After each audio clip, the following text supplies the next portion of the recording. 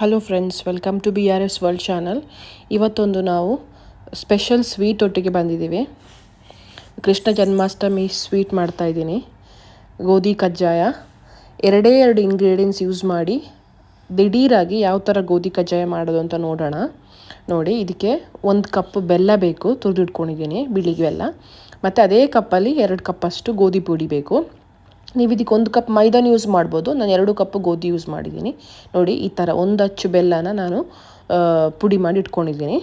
ಮತ್ತು 2 ಕಪ್ಪನ್ನು ಗೋಧಿ ಯೂಸ್ ಮಾಡ್ತಾಯಿದ್ದೀನಿ. ನೀವು ಬೇಕಿದ್ರೆ 1 ಕಪ್ ಗೋಧಿ 1 ಕಪ್ ಮೈದಾ ಯೂಸ್ ಮಾಡ್ಕೊಳ್ಬೋದು. ನೋಡಿ, ಫಸ್ಟ್ ಇವಾಗ ಗ್ಯಾಸ್ ಆನ್ ಮಾಡೋಕ್ಕಿಂತ ಮುಂಚೆ ಒಂದು ಪಾತ್ರೆಗೆ ಬೆಲ್ಲ ಹಾಕ್ಕೊಳ್ಳಿ, 1 ಕಪ್ಪಷ್ಟು. ಅದೇ ಕಪ್ಪಲ್ಲಿ 2 ಕಪ್ಪಷ್ಟು ನೀರು ಹಾಕ್ಕೋಬೇಕು ಬೆಲ್ಲ ಪಾಕ ಮಾಡ್ಕೊಳ್ಳೋಕ್ಕೆ. ನೋಡಿ, 2 ಕಪ್ಪಷ್ಟು ನೀರು ಹಾಕ್ಕೊಳ್ಳಿ. ಪಾಕ ಅಂದರೆ ನಮಗೆ ತುಂಬ ಗಟ್ಟಿ ಪಾಕ ಬೇಡ, ಜಸ್ಟ್ ಅದೊಂದು ಕುದಿ ಬಂದರೆ ಸಾಕು. ನೋಡಿ, ಅದು ನೀರು ಬೆಲ್ಲ ಹಾಕಿದ ಮೇಲೆ ಗ್ಯಾಸ್ ಆನ್ ಮಾಡ್ಕೊಳ್ಳಿ. ನೀವು ಗ್ಯಾಸ್ ಆನ್ ಮಾಡ್ಕೊಂಡ್ಮೇಲೆ ಸ್ವಲ್ಪ ಲೋ ಫ್ಲೇಮಲ್ಲಿ ಅದು ಚೆನ್ನಾಗಿ ಬೆಲ್ಲ ಎಲ್ಲ ನೀರಾಗಬೇಕು. ನೀರಾಗಿ ಕುದಿ ಬರಬೇಕು. ಒಂದು ಕುದಿ ಬಂದರೆ ಸಾಕು. ನೋಡಿ, ನೀವು ಬೇಕಿದ್ರೆ ಇಲ್ಲಿ ಕಲರ್ ಪೌಡರ್, ಕೇಸರಿ ಕಲರ್ ಪೌಡರ್ ಯೂಸ್ ಮಾಡ್ಕೊಳ್ಬೋದು. ನಾನು ಕಲರ್ ಪೌಡರ್ ಯೂಸ್ ಮಾಡ್ತಾಯಿಲ್ಲ. ಕಲರ್ ಪೌಡರ್ ಬದಲಾಗಿ 1 ಪಿಂಚಷ್ಟು ಹಲ್ದಿ ಪೌಡರ್ ಯೂಸ್ ಮಾಡ್ತಾಯಿದ್ದೀನಿ. ಅರಿಶಿಣ ಪುಡಿ ಯೂಸ್ ಮಾಡಿಕೊಂಡೆ. ನೀವು ಬೇಕಿದ್ರೆ ಆರೆಂಜ್ ಕಲರ್ ಸಿಗುತ್ತೆ ಮಾರ್ಕೆಟಲ್ಲಿ, ಅದನ್ನ ಯೂಸ್ ಮಾಡ್ಕೊಳ್ಬೋದು.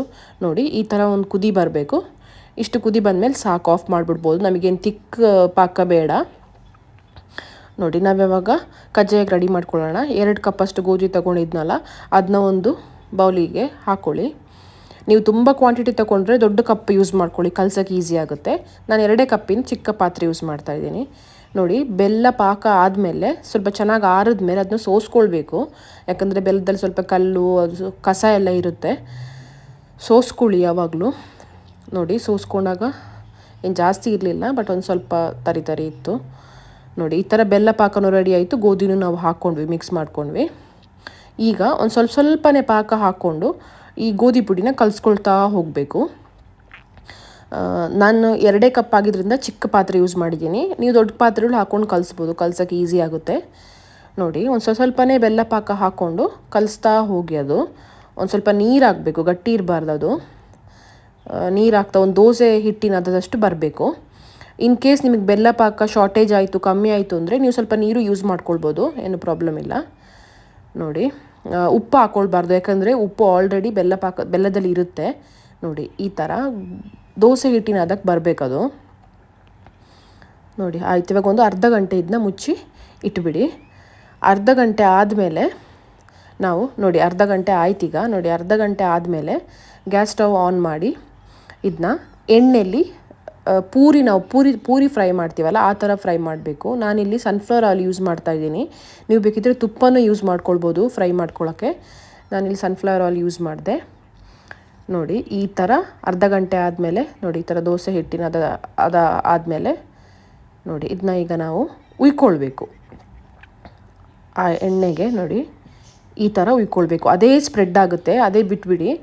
ಅದೇ ಸ್ಪ್ರೆಡ್ಡಾಗಿ ಚೆನ್ನಾಗಿ ಉಬ್ಬಿ ಬರುತ್ತೆ. ನೋಡಿ, ಪೂರಿ ಉಬ್ಬಿ ಥರ ಉಬ್ಬುತ್ತೆ ಅದು. ತುಂಬ ತಿನ್ನೋಕ್ಕೂ ತುಂಬ ಟೇಸ್ಟು. 2 ಇಂಗ್ರೀಡಿಯೆಂಟ್ಸು, ಗೋಧಿ ಪುಡಿ ಮತ್ತು ಬೆಲ್ಲ. ಟೇಸ್ಟು ದಿಢೀರಾಗಿ ಮಾಡ್ಬೋದು. ನೋಡಿ, ಈಗ ನಿಮಗೆ ಎಷ್ಟು ಬೇಕು ಅಷ್ಟು ಉಯ್ಕೊಳ್ಳಿ. 2 ಕಪ್ ಗೋಧಿ ಪುಡಿದು ಮಾಡ್ತಾಯಿದ್ದೀನಿ ನಾನಿಲ್ಲಿ. ನೋಡಿ, ಮಧ್ಯಕ್ಕೆ ಉಯ್ದು ಜಸ್ಟ್ ಬಿಟ್ಬಿಡಿ, ಅದೇ ಸ್ಪ್ರೆಡ್ ಆಗುತ್ತೆ. ನೀವೇನು ಅದನ್ನ ಸ್ಪ್ರೆಡ್ ಥರ ಉಯ್ಬೇಕು ಅಂತೇನಿಲ್ಲ. ಜಸ್ಟ್ ನೀವು ಒಂದೇ ಕಡೆ ಹಾಕಿದ್ರೆ ಆಯ್ತು, ಅದು ಫುಲ್ ಸ್ಪ್ರೆಡ್ಡಾಗಿ ನೋಡಿ ಈ ಥರ ಉಬ್ಬಿ ಬರುತ್ತೆ. ಸ್ವೀಟು ಅಷ್ಟೇ, ನಿಮಗೆ ಬೆಲ್ಲ ಜಾಸ್ತಿ ಬೇಕು, ಸ್ವೀಟ್ ಜಾಸ್ತಿ ಇಷ್ಟಪಡೋರು ಬೆಲ್ಲನೂ ಯೂಸ್ ಮಾಡ್ಕೊಳ್ಬೋದು. ಇನ್ನೊಂದು ಹಚ್ಚು ಯೂಸ್ ಮಾಡ್ಬೋದು. ಶುಗರು ಬೇಕಿದ್ರೆ ಯೂಸ್ ಮಾಡ್ಕೊಳ್ಬೋದು. ನಾನು ಬೆಲ್ಲ ಯೂಸ್ ಮಾಡಿದ್ದೀನಿ, ಹೆಲ್ತಿಗೆ ಒಳ್ಳೆಯದು ಅಂತ.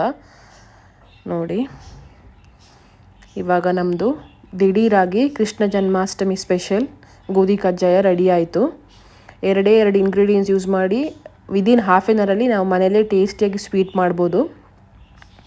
ಕಜ್ಜಾಯ ಎಲ್ಲರಿಗೂ ಇಷ್ಟ ಇರುತ್ತೆ. ಇದೆಲ್ಲರೂ ಟ್ರೈ ಮಾಡಿ, ತುಂಬ ಟೇಸ್ಟ್ ಆಗಿರುತ್ತೆ. ಟ್ರೈ ಮಾಡಿ ಯಾವ ಥರ ಆಯಿತು ಅಂತ ಕಮೆಂಟ್ ಸೆಕ್ಷನಲ್ಲಿ ಹೇಳಿ. ನೆಕ್ಸ್ಟು ಇನ್ನೊಂದು ಸ್ಪೆಷಲ್ ವೀಡಿಯೋದೊಟ್ಟಿಗೆ ಸಿಗೋಣ. ಚಾನಲ್ನೆಲ್ಲ ಶೇರ್ ಮಾಡಿ, ಸಬ್ಸ್ಕ್ರೈಬ್ ಮಾಡಿ, ಲೈಕ್ ಮಾಡಿ ವಿಡಿಯೋನ. Thank you so much. Bye.